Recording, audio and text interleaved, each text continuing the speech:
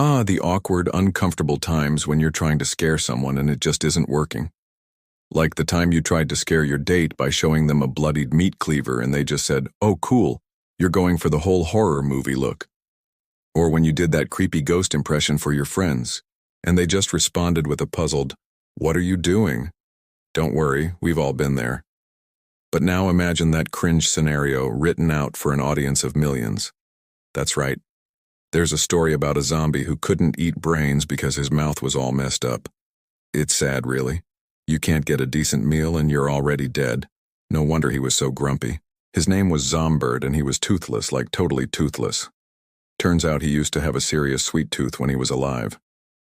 But now, well, he could only dream of biting into a juicy piece of brain matter. His fellow zombies didn't exactly sympathize with him. Not after they'd asked him to pass the brains about 3 times. So when he moaned, "Brains," they just ignored him. But Zombert wasn't giving up. He wanted some brains. He just had to figure out an alternative approach. Now, you might think a zombie not eating brains is hardly a major issue, but you clearly don't know these people. Brains are their whole personality. It's like when your friend sends you a text saying, "What should I do this weekend?" And you reply with a detailed account of your upcoming trip to the farmer's market, even though you know they hate those things. But hey, you're a good friend, so you endure their eye roll and say, "Oh, what do you want to do instead?" Because you know what? They'll never admit it, but deep down they secretly love those trips to the farmer's market. Just don't tell them you heard them humming while they picked out the perfect pumpkin last year. Anyway, back to Zombert. He needed brains, but he had to figure out a new tactic because the usual methods weren't working.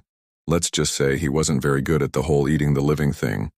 So he went to the local dentist for some, shall we say, extreme dental work. He came out with a brand new set of chompers, ready to sink his teeth into a delicious brain. But here's the thing.